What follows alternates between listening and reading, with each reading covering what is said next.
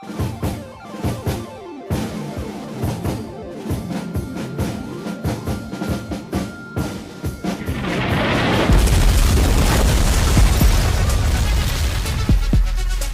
to Politics Done Right on KPFT. I am your host, Egberto Williams. This is the progressive program that will take the mystery out of politics. This is the program that will encourage you to make sure government becomes we the people. Whether you are liberal, conservative, or otherwise, you get to air your point of view. Give me a call at 713-526-5738. That is 713-526-KPFT. Remember, you can also send me a tweet to EGBERTOWILLIES. That is at Egberto Williams. Let us engage. It is politics done right. 1, 2, 3, 4. Well, folks, welcome to one more edition of Politics Done Right. I'm Egberto Willies, your host, along here with Jacob Santien. How are you doing, my dear friend? It's another wonderful Monday. It's another wonderful Monday. How was your Christmas, my dear friend? Busy. I was here. Oh, you worked? Yeah. Oh, I so feel for you, but I know that you really enjoyed that, didn't you? Yes, I'm one of the very few people. Well, hopefully not that few people who enjoy what they do. So I love being here as much as I can. So yeah, I wasn't complaining. Yeah. I mean, it was pretty good. Did you eat a lot? No, not really. I wish I could say the same. I think I overdid it. Folks, before we get started here, please do remember that this is a call-in show.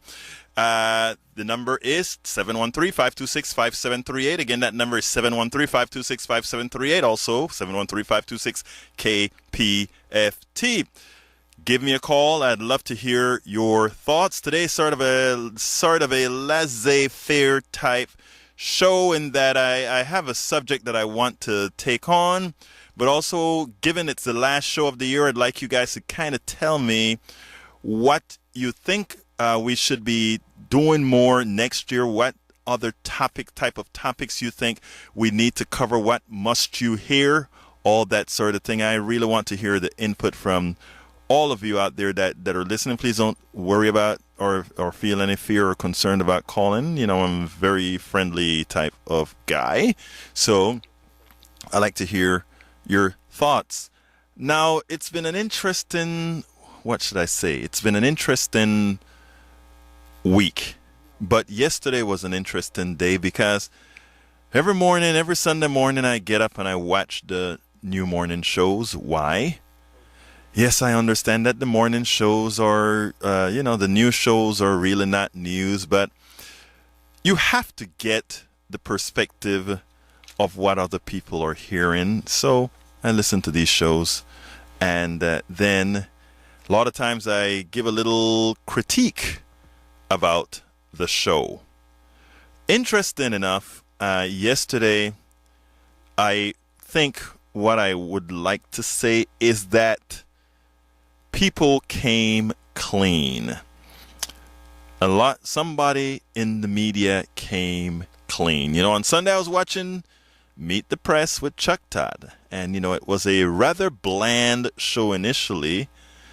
But then, while talking to some comedians, Chuck Todd made a startling confession.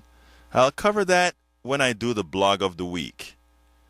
But, you know, later on, I want to cover another segment within that same program. In the segment, several politicians that died were memorialized. What the Meet the Press producers did was actually pretty darn shameful. You know, it's time, if time permits, I will also give kudos to my good new friend, the New York City Mayor, Bill de Blasio, a liberal with spine. And, you know, finding a liberal with spine is very, very difficult. But he seems to be holding on to his spine with what's going on out there in New York. But beforehand, I want to tell you folks, a generous donor called me up on Saturday and she said, Egberto, I am going to match, it's the end of the year and people are trying to find out which nonprofit they want to go ahead and give their monies to.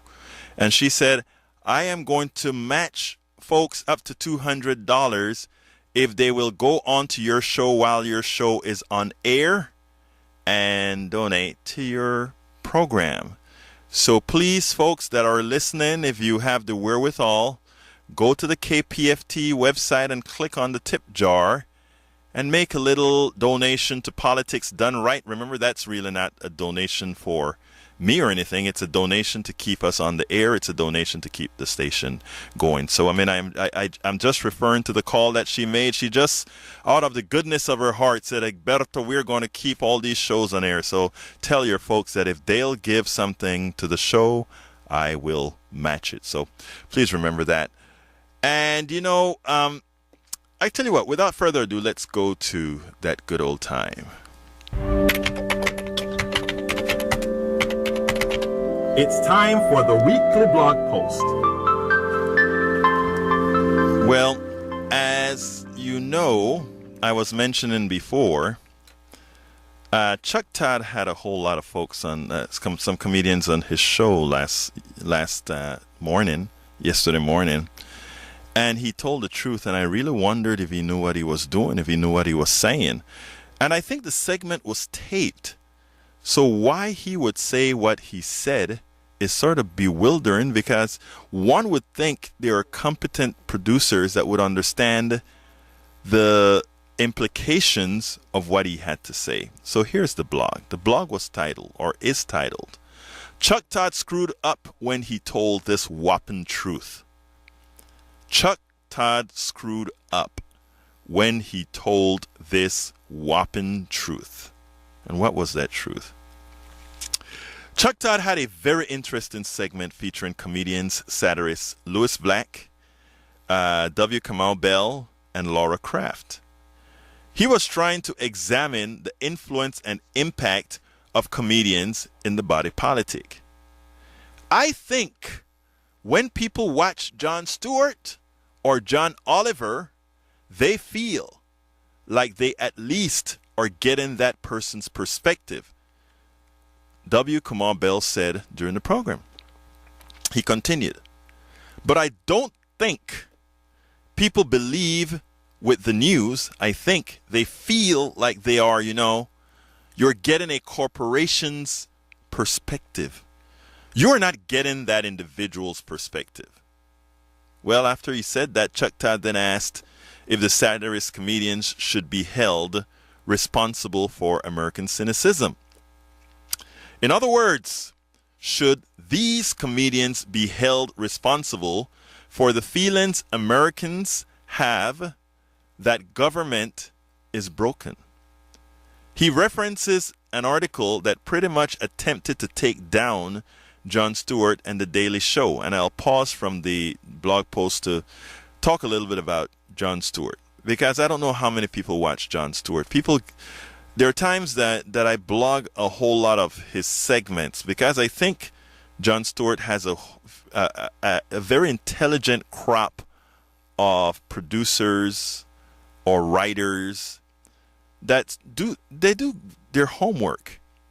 And it's ironic that the questions that we should have Chuck Todd or Stephanopoulos or all these other anchors asking, it seems that they should be the ones. And let me back up, folks. It seems like we're having some communication problems, folks. So, if you're snowy, just stay with us. They're trying to see if they can fix the transmitter.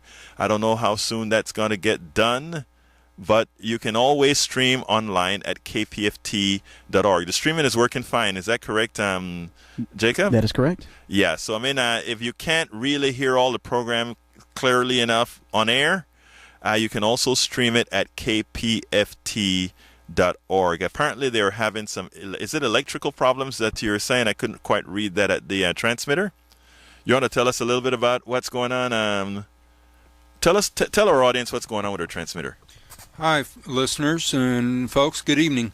Just got a little information that the problem was thought to be one thing, and it turned out to be something a little bit different. Center points involved. It will not cost the station anything apparently this time, and it should be resolved by tomorrow. Something about a three-phase switch or some such went out, and that was discovered today sometime. Okay, so does hold on a second, Robert. Does that mean that are we still at low power pretty much? We're at low power. Okay. So if you're getting it in your cars and not in your house, that's part of the reason that the signal can't penetrate the walls of your home, perhaps, or be constant and strong citywide. Okay, excellent, folks. Well, remember, if for some reason you can't quite get the signal, go ahead and log on to kpft.org. Whether you're with your iPhone, your Droid phone, or whatever, you can also stream us live at kpft.org. And of course, you can call into the station and listen while if you want to make a comment or talk to us. I hope enough of you are hearing the program at this point in time so that you can call in. This is an important program. But as I was mentioning before, I digressed from the blog post. John Stewart has apparently a very good crop of writers, and his writers actually they do very good analysis on the news. And unfortunately, our supposedly real news people, we don't get that kind of analysis, and thus this was stunning what Chuck Todd had to say. So let me continue with the blog. Chuck Todd then asked if the satirist comedians should be held responsible for American cynicism.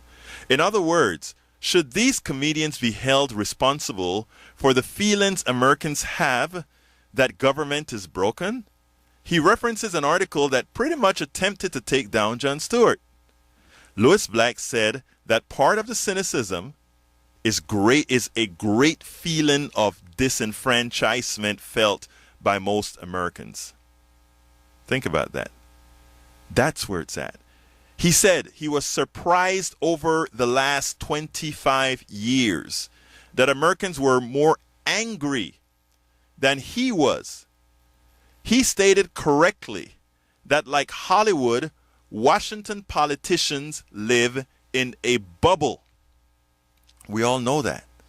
They're not talking about what ails us. They're living in a bubble.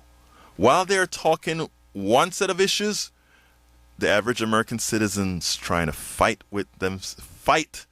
to actually move ahead. As Elizabeth Warren would say, they're just trying to get a break. But they don't care. Continuing. Louis Black had a backhanded stab at Chuck Todd and the traditional mainstream media news that caused Chuck Todd to tell an inconvenient truth. And I stole that phrase from the Gore movie, an inconvenient truth. And it was an inconvenient truth. What did he say? Listen to Chuck Todd.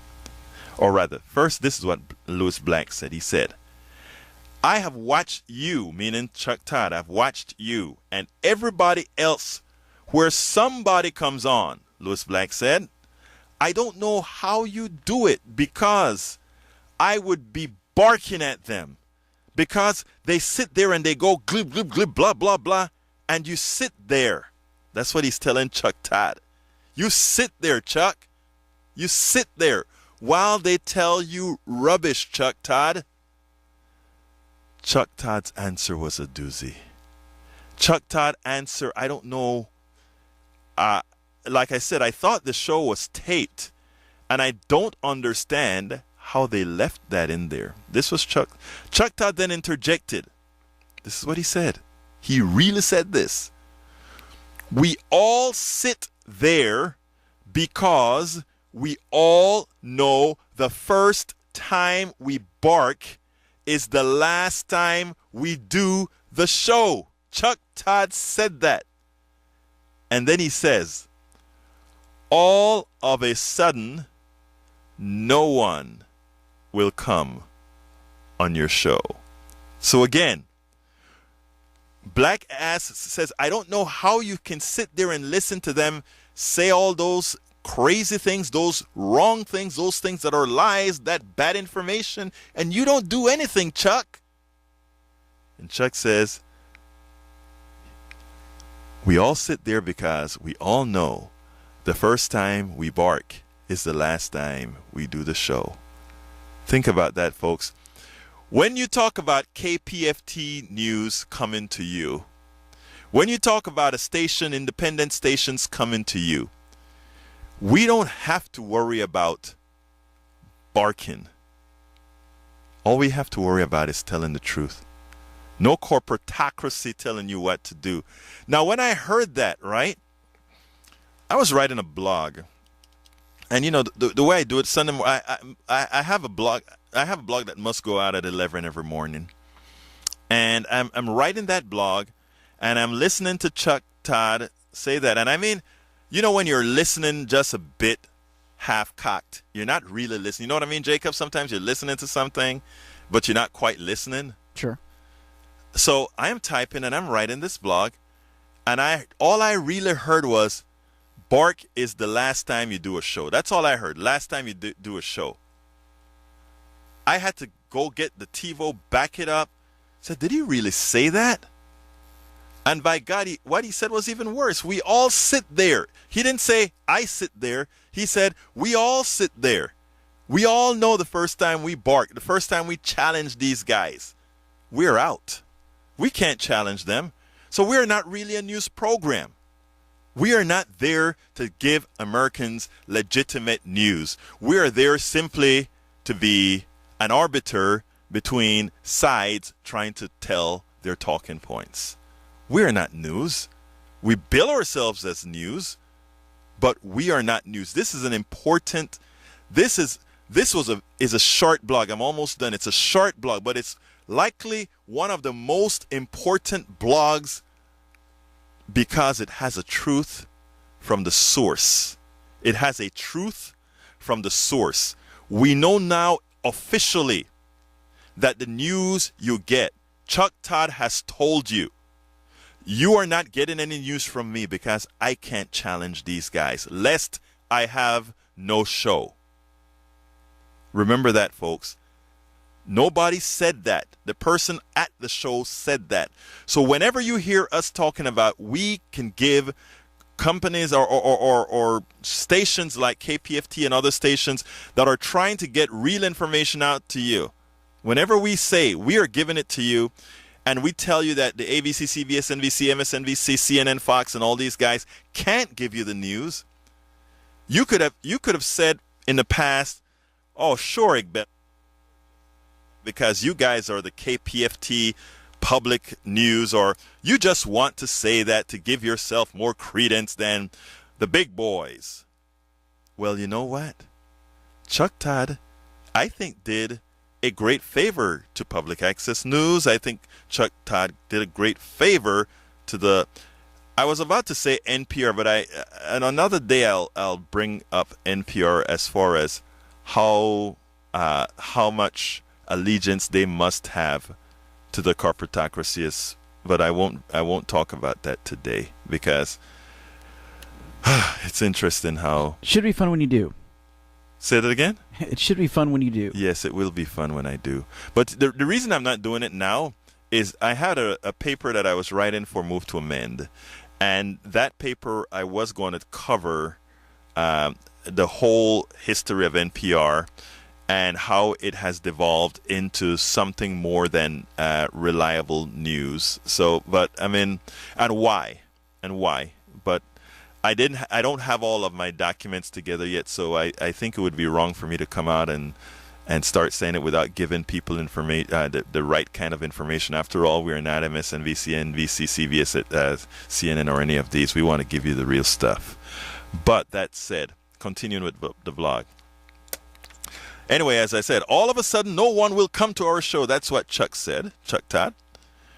W. Kamau Bell came in with an interesting point. He said that many times the traditional mainstream media uses the comedian's satire to say what they dare not say. In effect, comedians get to bark.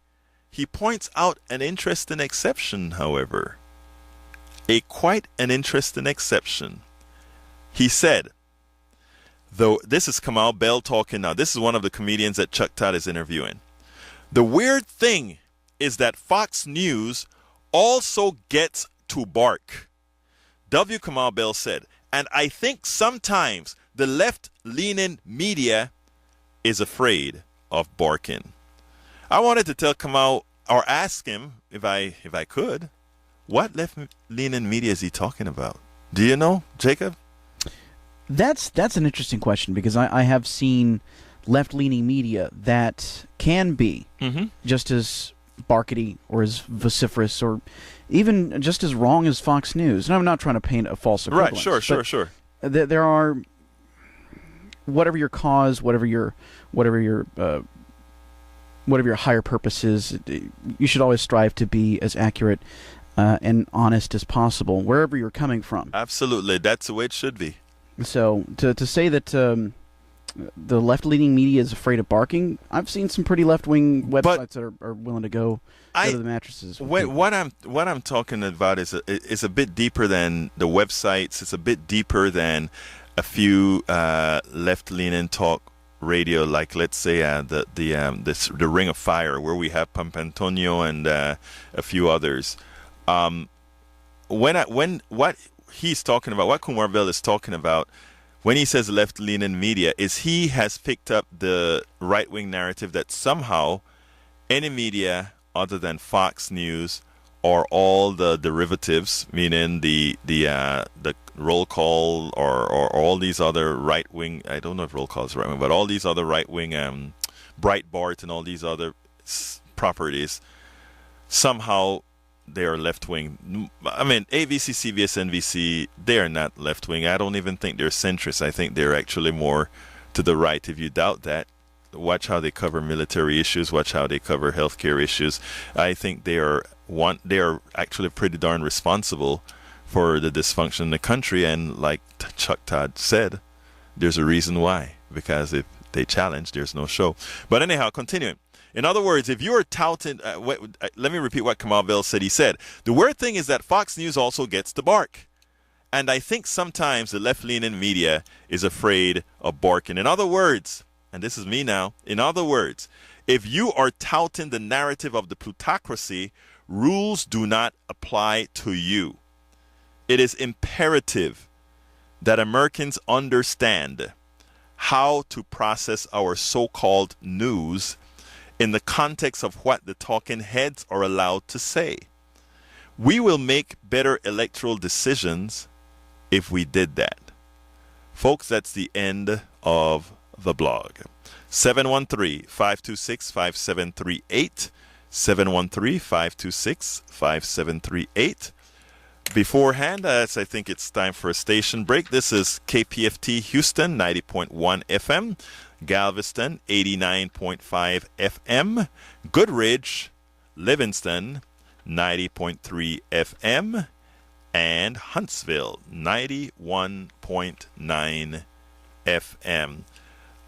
For those of you, I don't know how many are able to get the signal because of all the issues are concerned, but do give us a call if you're listening online as well or streaming at kpft.org. Give us a call. Let us know, what you feel about the particular issues. If we don't get a call in, I imagine that we have some issues with the transmitter. So I don't know how many of you with phones are listening to me. Were you wanting to say something, Jacob? Give me a second. I got to gather my thoughts on this particular point regarding Fox News. Why they get to bark. One of the reasons why they've kind of carved this space out through a sort of victimhood narrative. Mm-hmm. They've kind of set it up to where, even though whatever their proportion in the political landscape might be, right, they always act like they're the ones so severely put upon, right, regardless of the issue. So for them, they kind of adopt this sense of entitlement that they get to do that in such a way as to, I guess in their mind, and this is just what I'm anticipating or interpreting or inferring, that they get to do that. That is something that they have arrogated for themselves, so as to level the playing field with this overarching monolithic liberal media that's supposed to exist. I don't know though. How should I say this? I think that they're playing the victimhood card.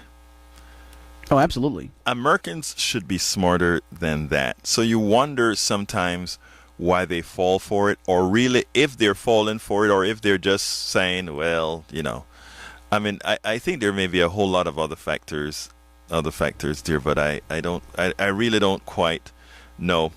But since I know we're not going to get many calls tonight because of this issue with our high-powered transmitter, I had 3 different subjects that I said I was going to talk about today. Now, on that same program with Chuck Todd, something interesting happened. And, people, we were talking back in the green room, if you will, Jacob with Robert about a few racial issues. And it's something interesting that happened on the same show, on the same show with Chuck Todd. It's the end of the year, and a whole lot of folks at the end of the year, they give these memorials. They give memorials to kind of honor. They give memorials to honor folks and talk to them about what's going on. Well, it seems we had a memorial on several folks that have died, and they decided to feature 2 politicians. Well, I think it was more than 2 politicians, but the 2 that I wanted to reference had something in common. And I wanted to reference how the commonality was actually handled. And it was quite interesting. I actually wrote a blog about that.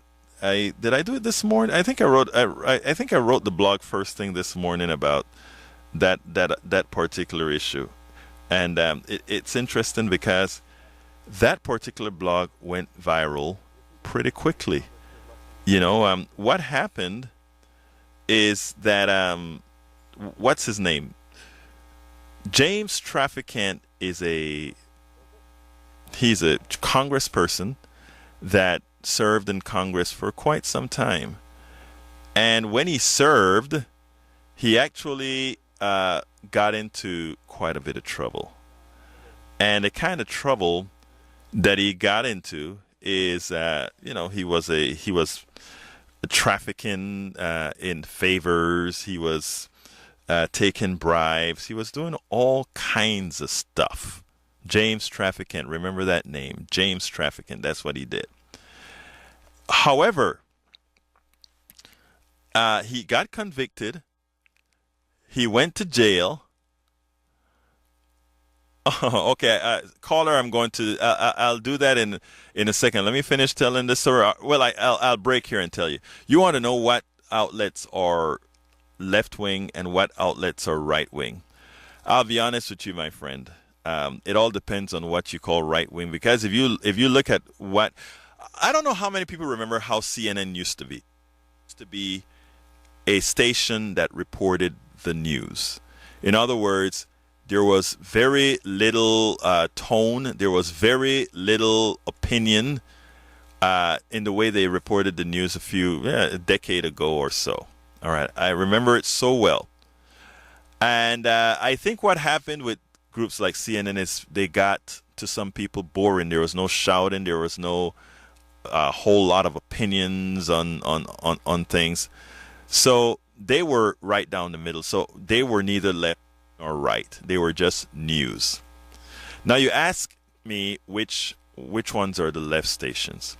The only station that I can think of that has, and I'm talking broadcast stations now, TV stations, that I can think of that has a semblance of being left is MSNBC. And notice I said the semblance of being left.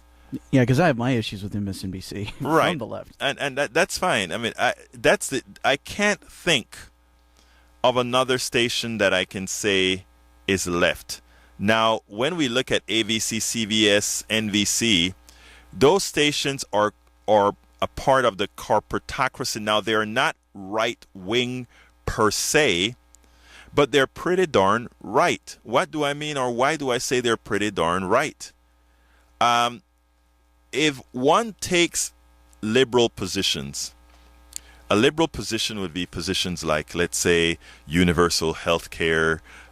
Liberal positions would be positions like avoiding unnecessary wars and that sort of thing. Liberal positions would be equal rights for marriage. There are a lot of equal rights for women.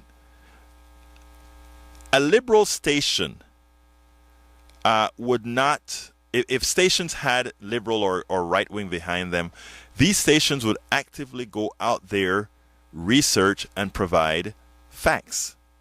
However, what we had from ABC, CBS, NBC, and all these other stations, let's start with the Obamacare debate, was them giving actual credence to right-wing ideology. I mean, we had them giving credence to, let's say, your grandmother being thrown out with the bathwater.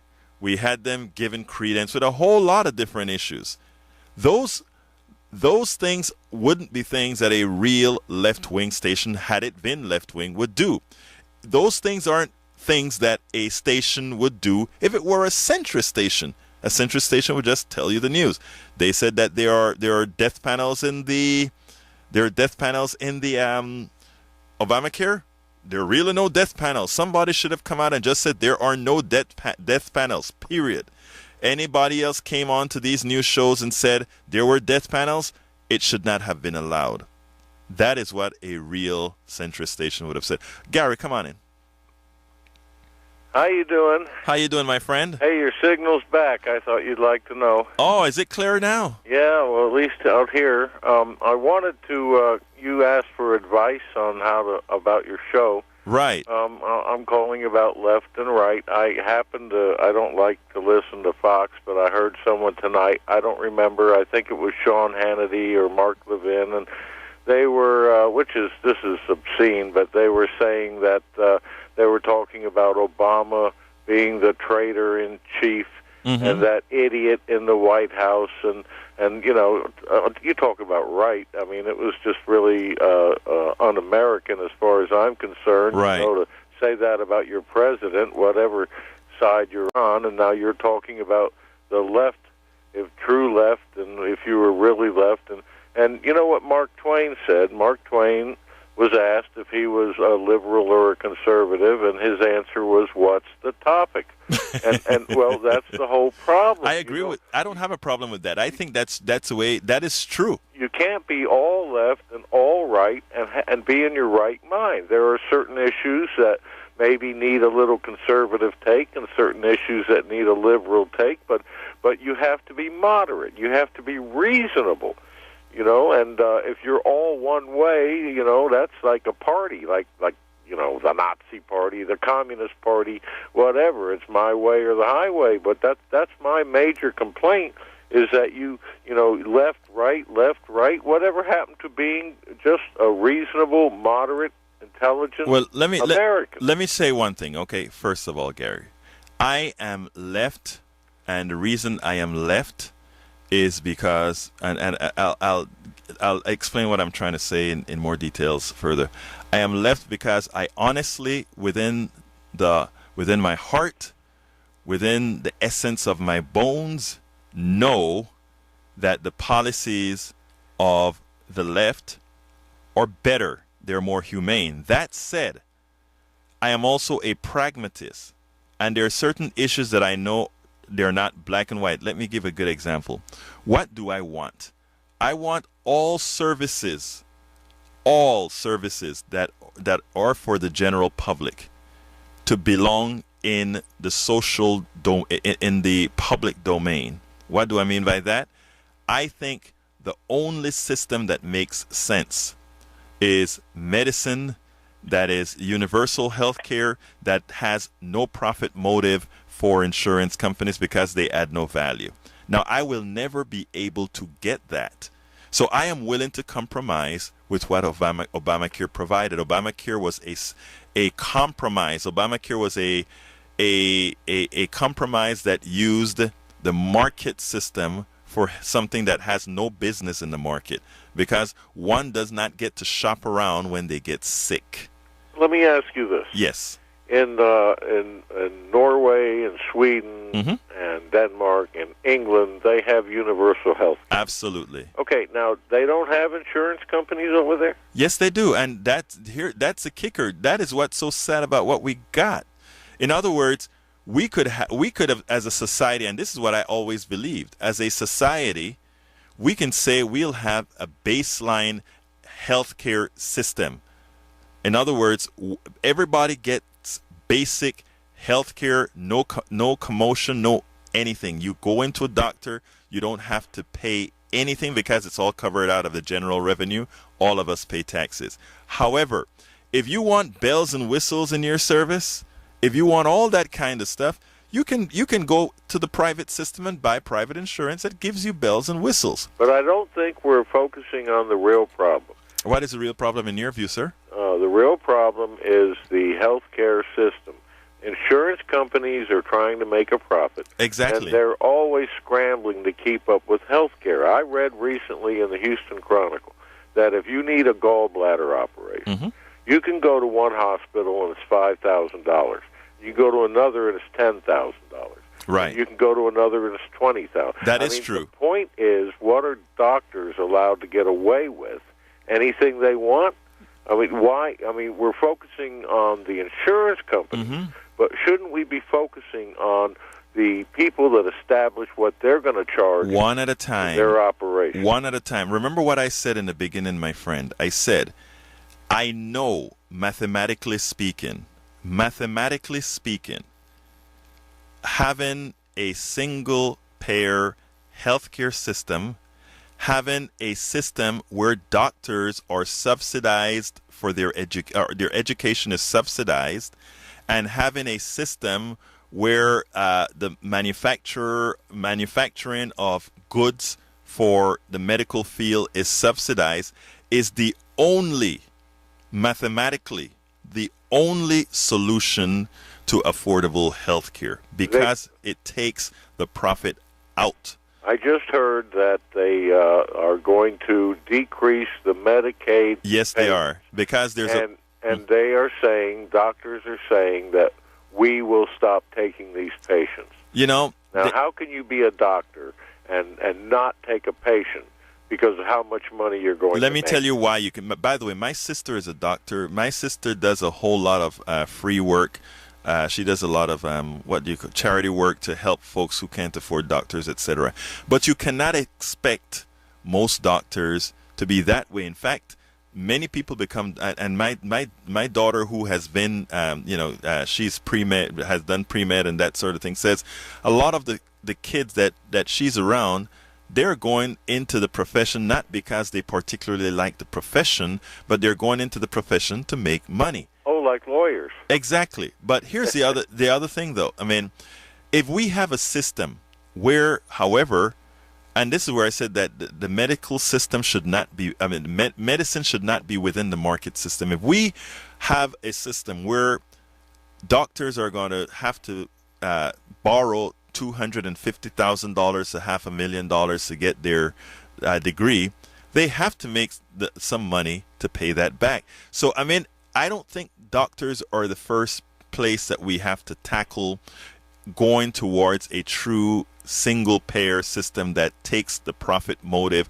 which in the case of healthcare, profit is an inefficiency. And, you have to use your terminology and words correctly. Everybody likes to talk about inefficiencies and so forth. In the medical system, profit is an inefficiency. And why is it an inefficiency? Because what it is a manner to skim money out of something that could otherwise help more people. It's an inefficiency. It's not a good thing in the medical sphere. Now, what ideally we would want to do is ideally we would want to first take the insurance companies out of healthcare, period. That way, and when I say out of healthcare, I'm talking out of basic healthcare, Gary, because if you want to pay an insurance company to get, some sort of queen type healthcare where you're served and that's, served like a queen or king or whatever, that's fine.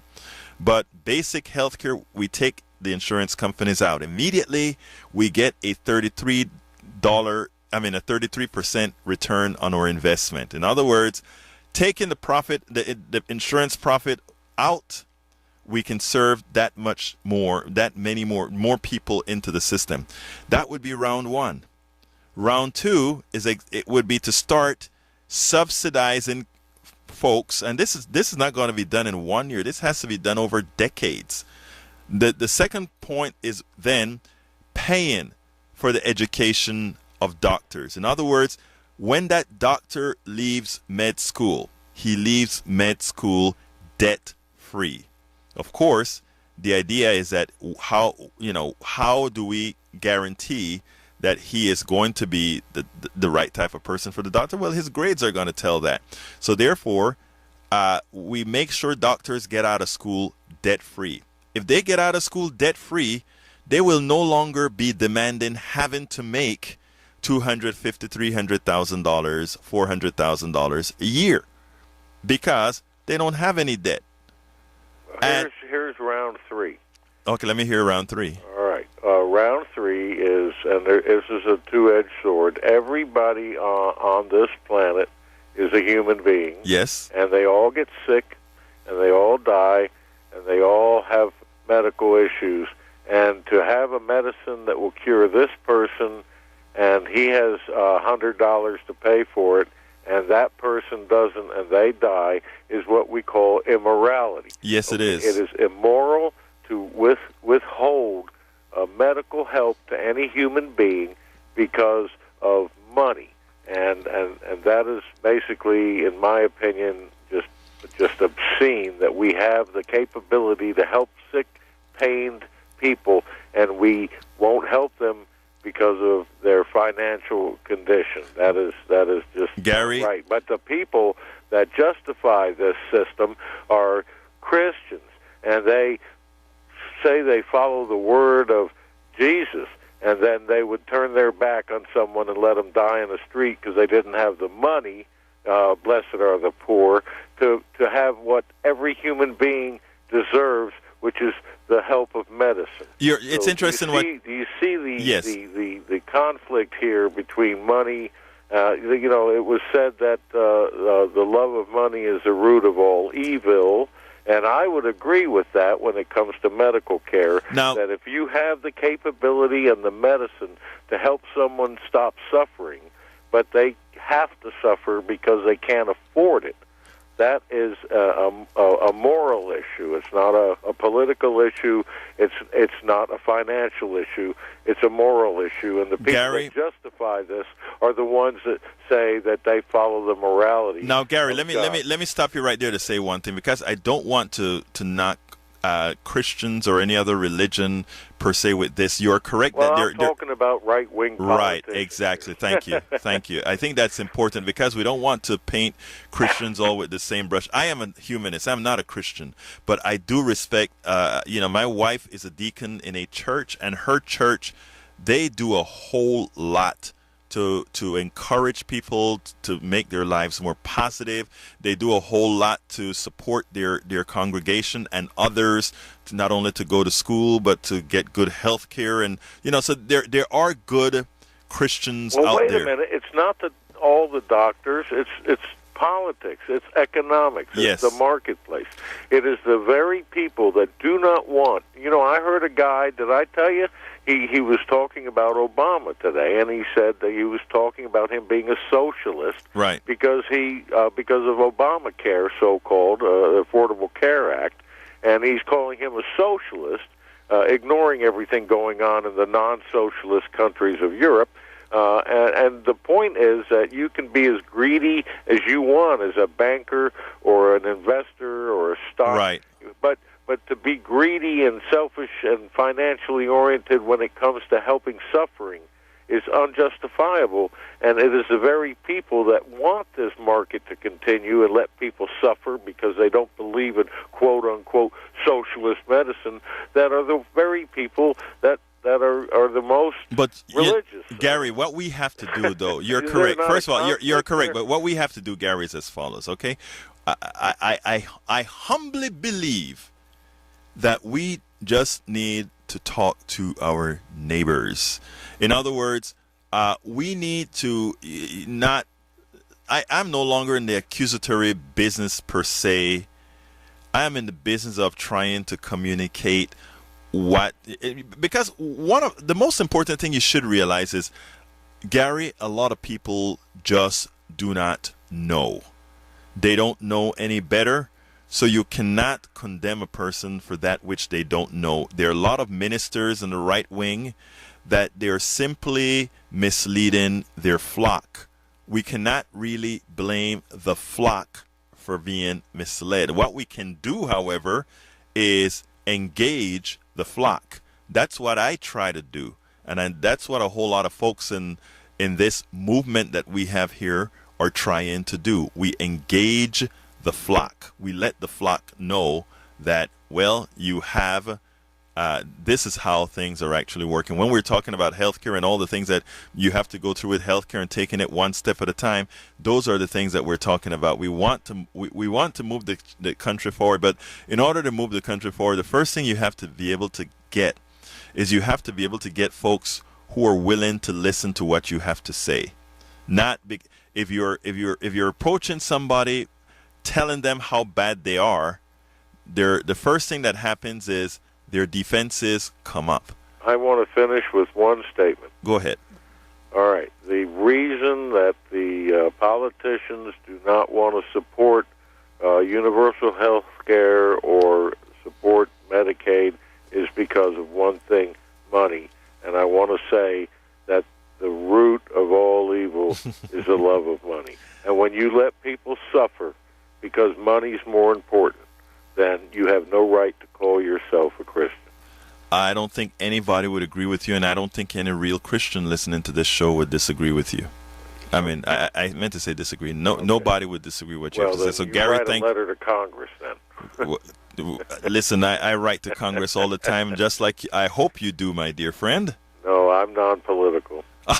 Yeah, right. Well, I have opinions about mercy. Right. Okay. I think our mercy should begin. I mean, I'm an animal activist. No problem. I got to give a station break, my friend. That's what I thank you for letting me get that off my chest. Well, look here, Gary. Thank you for calling in, and keep on listening, my friend. Is the signal still good? I hope. Love your show. It's good. It's good. Thank you, sir. You have a wonderful day. Okay. Good night, folks. This is KPFT FM. Houston 90.1, Galveston 89.5, Goodrich Livingston 90.3, and Huntsville 91.9. We have open lines, sir.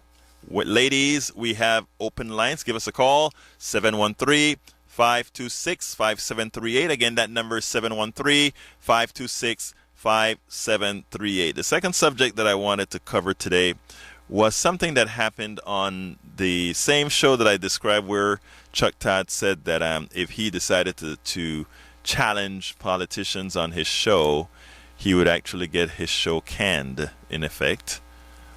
Did you want to say something? I see you're close to the mic. Did you want to say something? Yeah, I'm not sure if that's... maybe I'm not really hurling an accusation here, but I don't know if I accept that as a reason for ludicrously softball questions. I'm not necessarily accusing Chuck Todd of that necessarily, but I've kind of seen that as of late too much, and I'd like to see that fixed. Well, I don't think it can be fixed. I mean, the reality is, in a corporatocracy, you toe the line, and if you can't toe the line, you're gone. And, you know, he came straight out. I think when I first saw Chuck Todd say that, I was concerned that maybe it's around the holidays and their more competent producers were probably on vacation. And when they put the video together, they just kind of let it slide. That was my first thought. And then my second thought was, Chuck Todd has been getting a whole lot of hell from a whole lot of folks who have been acknowledging that he is in fact giving softball questions. He is in fact not challenging fallacies. He is in fact giving these politicians a pass. And just maybe he really wanted that word to get out there, sort of, no mea culpa, no es mi culpa, it's not my fault. It is what I have to do. So please, I am a real good journalist, but please forgive me. I'm just doing this because my boss will cancel my show if I don't. Well, one story which I thought was interesting was, I guess, how Jake Unger left the MSNBC, and a lot of the things that he said about his experiences in which, if he didn't toe a certain line, he was too critical of the Democrats from a left-wing perspective, and he was kind you're talking about Schenck. Yeah. I never really know how to pronounce it. I thought it was Jake Unger. Anyway, he was shown the door, essentially, for not towing that party line when it came to throw lobbying softballs at the Democrats. So I think we do see this too much. The thing about it with Schenck, I like Schenck. I've met Schenck a few times with Move to Amend, etc. And I just think that, and I think you and I spoke about that before, you want people to listen to you, and you don't get folks to listen to you by, this guy used the word barking. You don't have to bark a hardball question. You can actually do it in a manner that is very enlightening, and it's intellectually honest. And I think if you look at somebody like Rachel Maddow, Rachel Maddow, I think she gives a liberal, and she's decidedly liberal, but I think she gives both sides the opportunity to make their case. Likewise, the guy that comes on at 7, Chris Hayes, I think these are folks that are true journalists that, nobody would think they are Chuck Todd. In fact, Rachel Maddow appeared on Meet the Press with Chuck Todd before, and on Meet the Press actually with several others. And I think they kind of banned her from there because she did ask the relevant questions. She did make the relevant statements.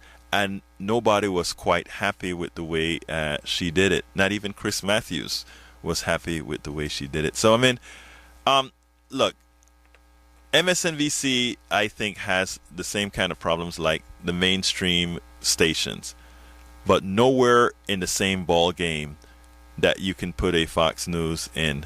Because, after all, there is a Joe Scarborough on MSNBC. What can you say? Nothing that could be packed into 8 more minutes of show. I could certainly unpack that quite a bit. Maybe it's not on the same magnitude, but it still irritates me all the same to watch it happen. Yeah, look, I would hope that folks get irritated on all sides when they get crap for news. I would hope so. One of the reasons I do a whole lot of blogging and critiquing of the media as well is because there are things that should be covered that aren't covered. And there are times that I find myself covering stories that I shouldn't be covering, but I have to cover it because it's some misrepresentation of what's going out there. Things that, there's so much more to do. But I want to get this story in pretty quickly before we close out. On the same show with Chuck Todd, something interesting happened. They were giving memorials to people who died this year. And James Traficant is a congressman, and this particular congressman, he went to jail for 7 years for bribery and racketeering. He pretty much, his office was pretty much a place that you could go bribe to do things for different companies or whatever. And of course, everybody know who Marion Barry is. Marion Barry was the mayor of D.C. who famously got into a sting and was found in a hotel room with crack or smoking crack or something like that. And he got 6 months in jail and came out, and he got reelected as well for not only mayor but also councilman, all that good stuff. Fine. We have two flawed politicians. They both died this year.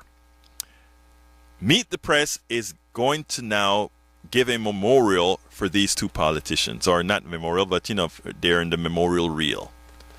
They show Traficant, James Traficant, who went to jail for 7 years for racketeering and bribery.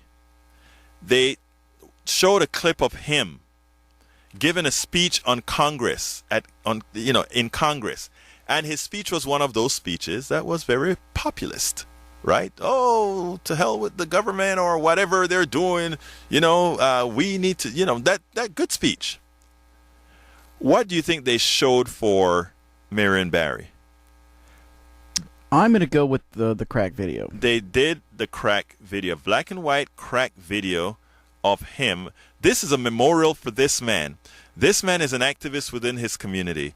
And hate Marion Barry or love Marion Barry, his community loves him. They continue to elect him. He continues to work for them and do all these things for them as a politician. I mean, he's a politician, of course. But he's continuously elected. People like him. That is the video they're going to show. So the whole tenet of my story was racial media bias. These are the things that the media, this is what they do several times in this country. They actually give subliminal messages on issues, on people. They show you, in effect, this is what I wrote. I want to read this blog real quickly, and I'll try to do it in 2 minutes. The vast majority of Americans are good people. The angst and recent racial animus between many communities are bewildering. The reasons are many. Very poor political leadership is a major reason. Politicians target or fears economically and otherwise to create a segmentation within communities. A classic example was the racializing of President Obama. The election of President Obama was proof positive American was on the real path to a post-racial society. This progress is a danger for many. For if communities and cultures begin to really live in harmony, not only superficially but in all facets of life, Americans will begin working together to solve that which really ails them. Instead of focusing on illogical concepts of race, they would concentrate on illogical concept of an economic system that manufactures income, wealth disparity, as the plutocracy maintains its tenets of capital extraction from the masses. How then do you manufacture racial animus? Racial media bias. Racial media bias sometimes follows the tenet of I will know it when I see it. Unfortunately, rarely is it very in your face visible. When one watches the evening news, one notices most of the crimes seen on TV are committed by minorities, yet when one goes to court, one sees a completely different demographic breakdown. That is racial bias. During Hurricane Katrina, we saw pictures of black folks walking with bags, and they said, oh, those are looters. We saw white folks walking with bags. They were getting food. Yesterday, as I mentioned, what they did with Barry, what they did with Chuck, with Marion Barry, and what they did with Traficant. That is the way they actually attempt to make people fearful of others. They create a narrative. They create a narrative that makes you, America, fear your neighbor. It's all in the plan. I'm running out of time, so I'm going to have to close this baby up. But we'll continue this in the beginning of the year. I want to tell you guys, Happy New Year. And Politics Done Right will be back next week.